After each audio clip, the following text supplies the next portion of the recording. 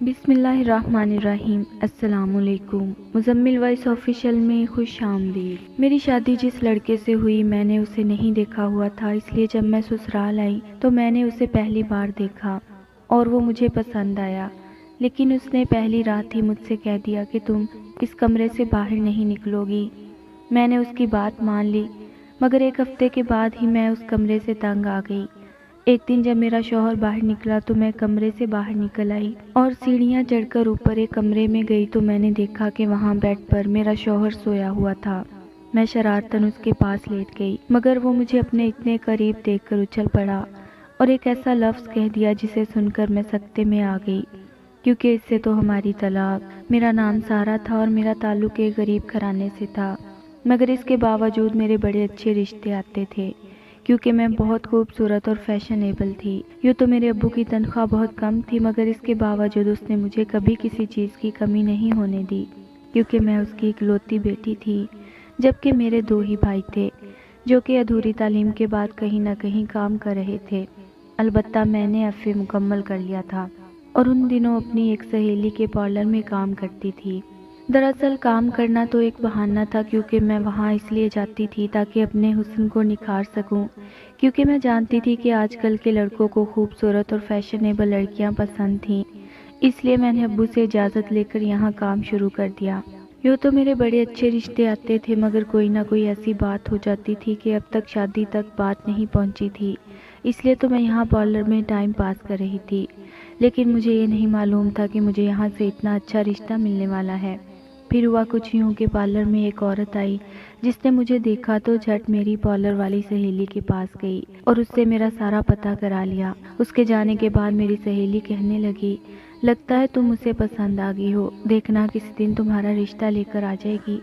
یہ سن کر میں مسکرا دی۔ میں اتنی ہی خوبصورت تھی کہ جو بھی مجھے دیکھتا فوراً پوچھ لیتا تھا کہ کیا تم کنواری ہو، اور جو ہی میں ہاں کہتی وہ رشتہ لے کر میرے گھر پہنچ جاتے تھے۔ اس بار بھی ایسا ہوا تھا۔ وہ عورت بھی اگلے دن میرے گھر پہنچ گئی اور جاتے ہی میری ماں سے میرا ہاتھ مانگ لیا۔ اس نے بتایا کہ وہ اپنے بھائی کے لیے رشتہ لے کر آئی ہے، جبکہ اس کے والدین کا انتقال ہو چکا تھا۔ اس نے امی سے کہا کہ ہمارے پاس اللہ کا دیا بہت کچھ ہے، اس لیے آپ لوگ ہمیں بس اپنی بیٹی دے دیں۔ یہ سن کر میرے والدین خوش ہو گئے، کیونکہ ہم بہت غریب تھے، ہمارے پاس جہیز دینے کو کچھ نہیں تھا، لہٰذا میرے والدین نے اس رشتے کے لیے فوراً ہاں کہہ دی۔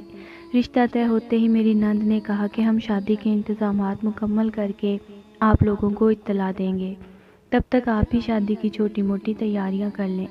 یہ سننے کے دیر تھی کہ مجھے تو بے ہوشی کے دورے پڑنے لگے، کیونکہ میں تو چاہتی تھی کہ میں اپنے شادی والے دن سب سے خوبصورت اور پیاری لگوں۔ اس لیے مجھے ایک مہینہ بہت کم لگ رہا تھا اور ابھی میں نے اتنے سارے کام کرنے تھے۔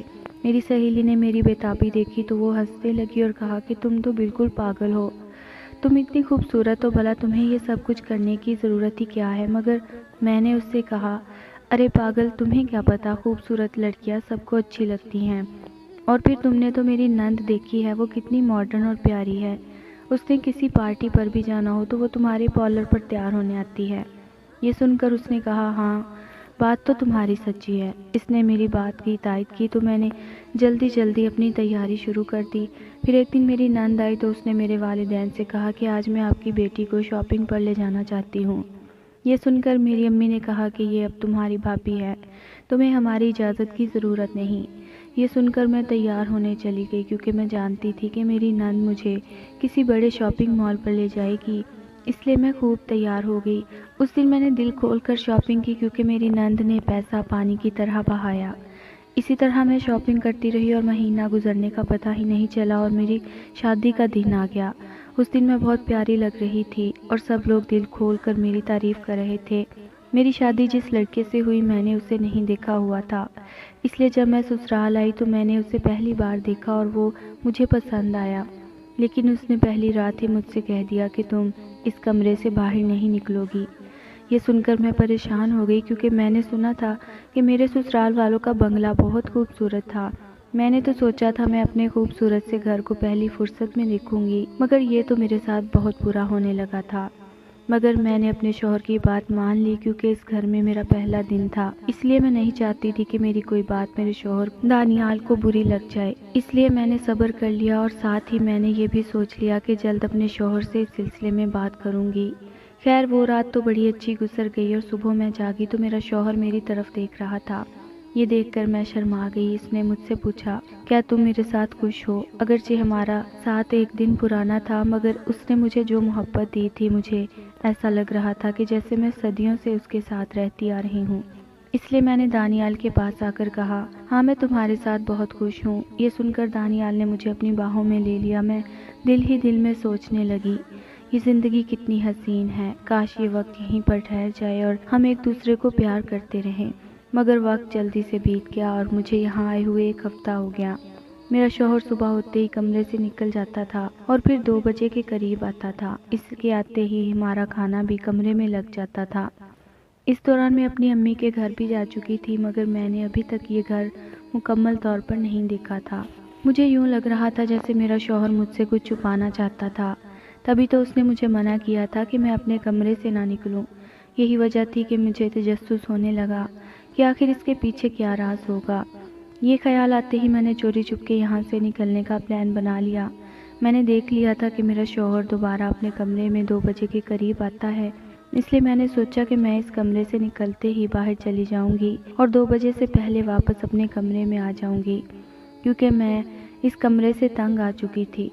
پلان کے مطابق دوسرے دن جب میرا شوہر باہر نکلا تو میں کمرے سے باہر نکل آئی۔ میں نے دیکھا کہ ہمارا پورشن بھی بہت خوبصورت تھا مگر یہاں مجھے کوئی دکھائی نہیں دیا، اس لیے میں سیڑھیاں چڑھ کر اوپر والے پورشن میں آ گئی۔ یہاں بہت سے کمرے تھے اور میں اندازاً ایک ایک کمرے میں جھانکنے لگی۔ زیادہ تر کمرے خالی ہی تھے مگر میں نے ایک کمرے میں جھانکا تو میں نے دیکھا کہ وہاں بیڈ پر میرا شوہر سویا ہوا تھا۔ ارے دانیال یہاں کیا کر رہا ہے؟ میں اپنے شوہر کو یہاں دیکھ کر ششدر رہ گئی۔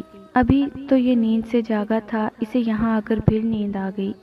نہ جانے کیوں اپنے شوہر کو اس انداز میں سوتا دیکھ کر مجھے پیار آ گیا اور میں آگے بڑھی، اس کے ماتھے پر بکھرے بالوں کو ہٹا کر اسے چوم لیا اور پھر میں شرارتاً اس کے پاس لیٹ گئی۔ تب تک شاید اس کی نیند ٹوٹ چکی تھی مگر نہ جانے کیا ہوا کہ وہ مجھے اپنے اتنے قریب دیکھ کر اچھل پڑا۔ ارے بھابی تم اس وقت میرے پاس؟ وہ مجھ سے دور ہو گیا جبکہ میں تو لفظ بھابی کہنے پر ہکا بکا رہ گئی، کیونکہ اس سے تو ہماری طلاق ہو سکتی تھی۔ وہ میرا شوہر تھا مگر یہ مجھے ایسے کیوں پکار رہا تھا؟ میں تو رونے کے قریب ہو گئی۔ ہوش میں آؤ دانیال، میں تمہاری بیوی ہوں، یہ تم مجھے بھابی کیوں کہہ رہے ہو؟ یہ سن کر دانیال ہنسنے لگا اور پھر میز پر پڑا اپنا موبائل اٹھا کر کچھ ٹائپ کیا۔ میں اسے حیرانی سے دیکھنے لگی، وہ کیا کر رہا تھا؟ میں اسے دیکھنے لگی، تبھی اس کمرے کا دروازہ کھلا اور دانیال کی شکل کی طرح ایک اور لڑکا کمرے میں آ گیا۔ اس نے آتے ہی مجھے ڈانٹ کر کہا، میں نے تم سے کہا تھا کہ اپنے کمرے سے مت نکلنا۔